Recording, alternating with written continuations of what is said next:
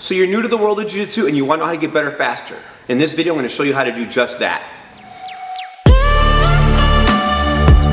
Hey everybody, how you guys doing? This is of course Professor J.D. Olsen right here at my gym, Keishidojo Martial Arts Unleashed in Sumter, South Carolina. Of course, you're watching me from the Martial Arts Unlimited Association YouTube channel. It's how to get better, faster, and also how to develop a game plan in the world of grappling and Jiu-Jitsu.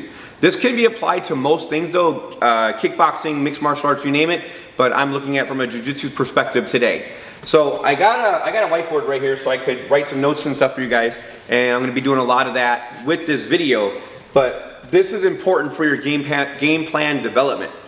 So first things first, you need to have an area of focus. So if you're new to the world of grappling, the very first thing you should be doing is practicing how to escape. Escaping from everything. Professor Carlos talked about it in his interview video. I'll put a link in the description right up here. But he talked about it as the beginning for women or for new people in Jiu-Jitsu is survival. So the first thing you want to be able to do is to escape. And that's escaping all positions, okay? The second thing you want to be able to do is you want to be able to control or pin somebody. And of course, these two go hand in hand. If somebody is working on controlling and pinning, the other person will be working escapes.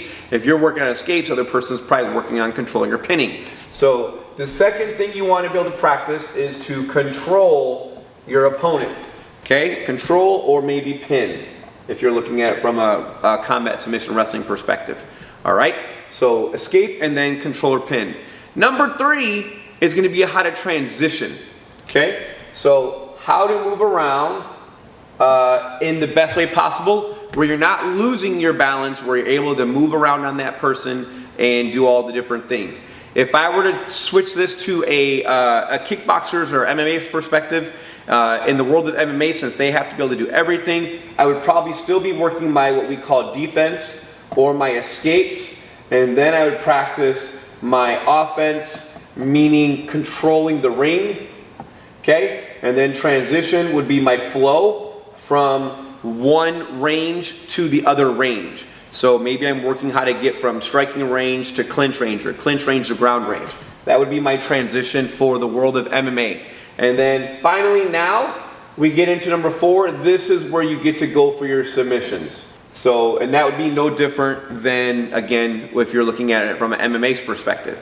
So submissions should not be your main focus, okay? That's actually the 4th thing down.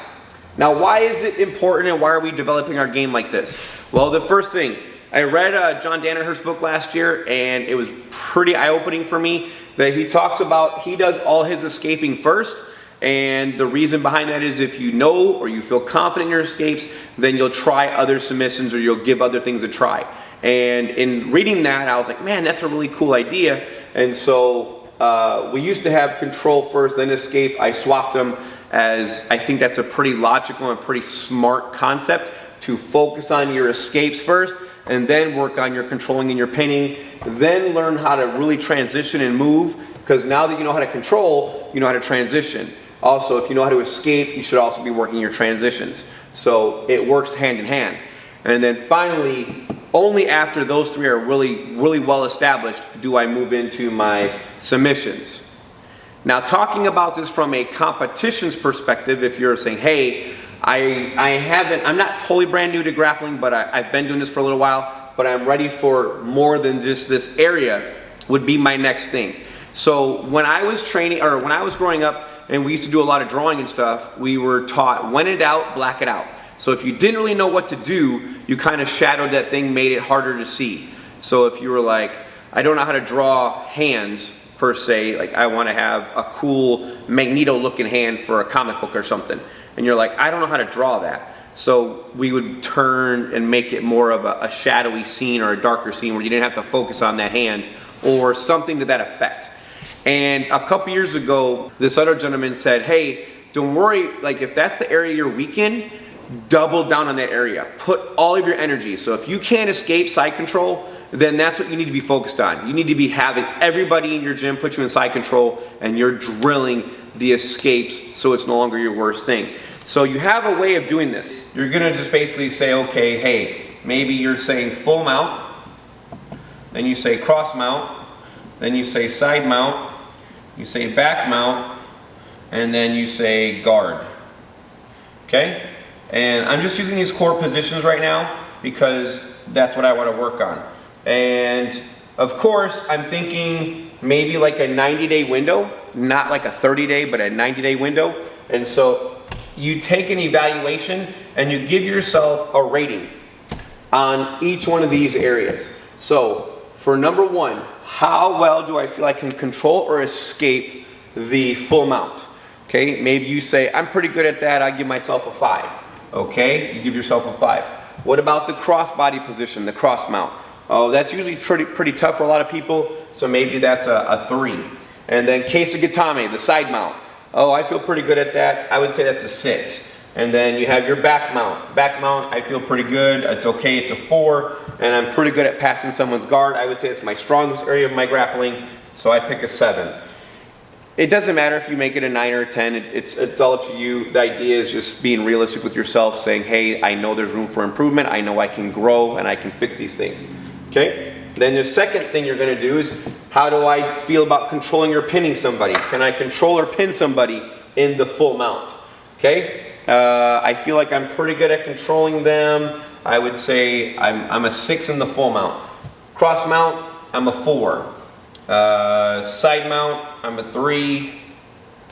Back mount, I'm a 5. And holding someone on my guard, I'm not so good at that, I'm a 3. Okay? And then you're gonna look at the next area, transitions. How do I feel my transitions are? I transition pretty well. Full mount, maybe a 4. Cross mount, a 4. In and out of side mount, a 5. In and out of back mount, 2. And getting in and out of someone's guard, transitioning in and out, let's say a 5. And then last but not least, say submissions. How good am I getting submissions in full mount? Some full mount submissions, I feel like I'm okay. I'm a 4. And then cross mount, I'm a 5. Side mount, I'm an 8. Back mount, I am a 4. And then people in my guard, I'm a 3. So now you have this little chart broken down. And so what you're gonna look at is, so you pick one area of focus. Maybe you're gonna work on your escapes. So we look at our escapes and we see that our escape from cross mount is the worst. So for the next 90 days, 30 days, whatever you want to dedicate, the goal is to get this to no longer be the worst. So we got to get this above at least a 4. So now we work on it for the next 90 days. You've been having everybody put you in the crossbody position. You escape, you escape, you escape, and your confidence and your ability to escape out of that position comes up. And all of a sudden now you feel like you are a 6. So then when you evaluate yourself the next time, you say, okay, now back mount's my worst one. Okay, fine. Then you're going to focus on this one, and you're going to move that up, and you're going to make that no longer your worst. And the idea behind this little method is to make it no longer your worst thing. So whatever area you're focusing on, if you focus on, let's say you focus on escapes for January, and then you focus on controlling for February, and you focus on transitions for March, and you focus on submissions for April, you could do the same thing. So all of January, you're focusing in on fixing this. And then in February, you're gonna focus in on your side mount and your guard controlling were equal, so you gotta pick one of those two to work on it. And then, and so on and so on. And that's how you're gonna be getting better at that. Okay, so looking at another one now, how do I know where to put my energy?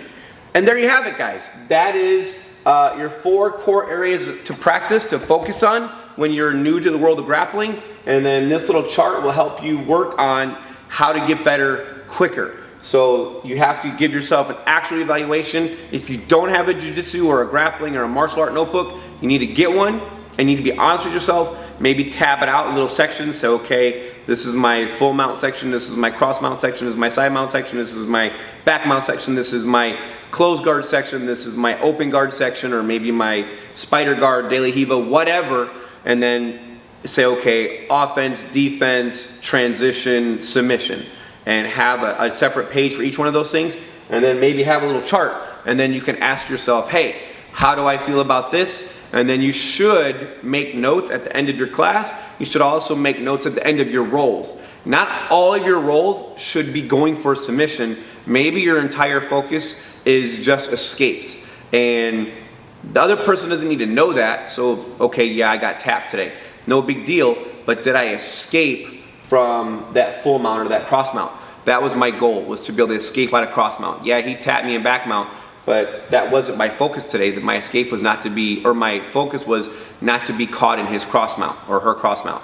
So that's how you're gonna help, or that's how you're gonna jump your grappling up. I did this years ago, and it made all the difference in the world to me.